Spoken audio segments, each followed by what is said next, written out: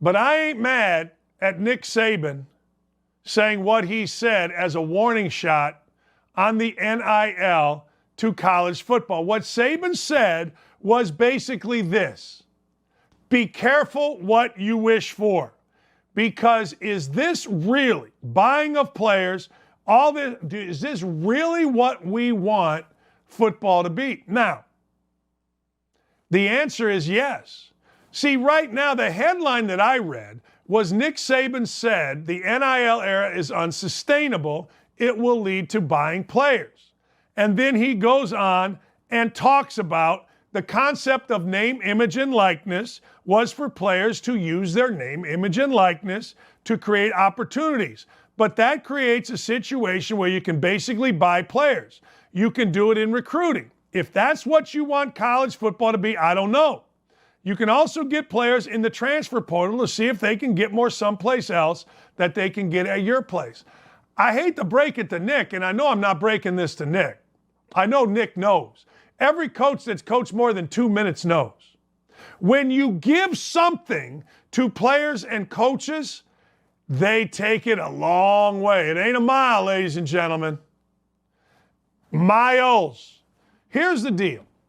When your favorite announcer, football, basketball, NCAA, whatever, when your favorite college athletics announcer talked about the thickness of the NCAA rule book and complained about it, he was an idiot. The thickness of the NCAA rule book is not because of the NCAA. It's because when you put a rule in, college coaches are always going to find a loophole. Many college coaches can't touch their rear end with both hands. Many college coaches can't spell cat. But what college coaches can do is find loopholes in rules. So as you made all these amendments, boom, boom, boom, boom, boom, the rule book got bigger. It's the same thing in this. As Nick Saban says, the concept of name, image, and likeness was for players to be able to use their name. Meaning, in a perfect world, Danny Dakich goes to Indiana. I got a name, I got an image, I got a likeness. The school or whoever pairs me up with somebody, whoever it is. That's the concept. All right? We all knew the reality. Every person alive knew the reality. The reality is going to be what Texas A&M is alleged to have done, which is get a big pot of money.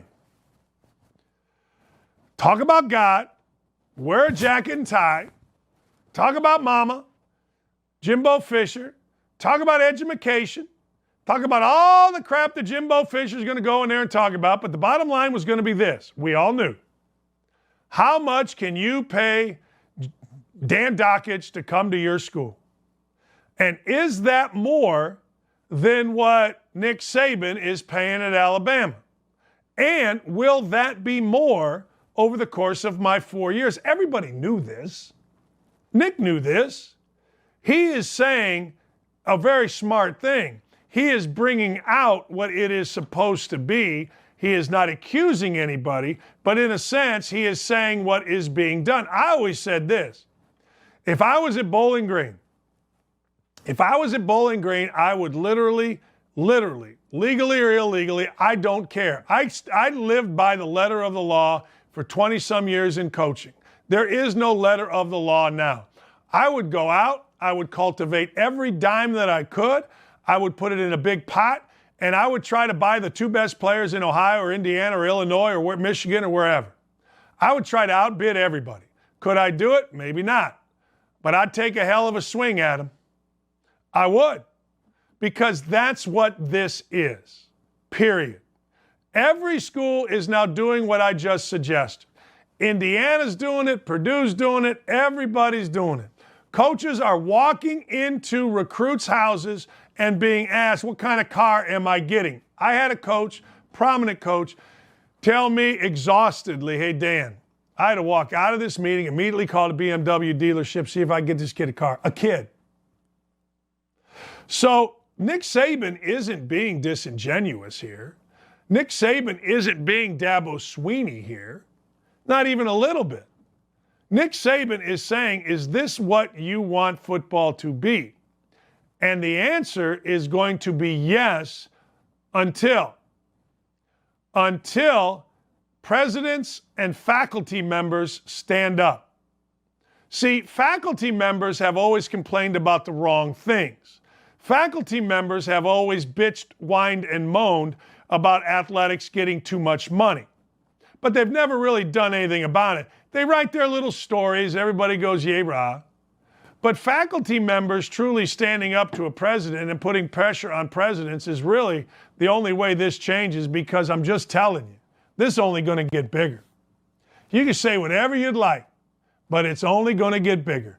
The Caleb Williams of the world, leaving Oklahoma to go to LA for a variety of reasons. First off, wanted to play for his old coach. Then there's NIL. Makes total sense to me. If I am the front runner for the Heisman Trophy, or I'm a guaranteed starter of a big-time football or basketball program, and I don't have certain roots to a particular program, like if you grew up in Indianapolis or Southern Indiana, and Indiana basketball recruits you, you kind of have some roots there, your mom, your dad, whatever. Where I grew up in Northwest Indiana, I watched Indiana, I loved Indiana, but I wasn't like overly nuts on Indiana.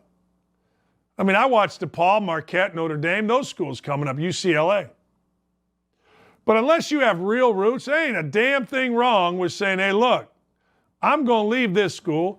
I'm going to go out to LA where they're going to pay me more money. I'm going to get more exposure. I'm going to be exposed to all kind of different things. And oh, by the way, I'm still going to be the starting quarterback on a national program. And oh, by the way, I'm still going to be a first round, if not the first pick in the NFL or NBA draft.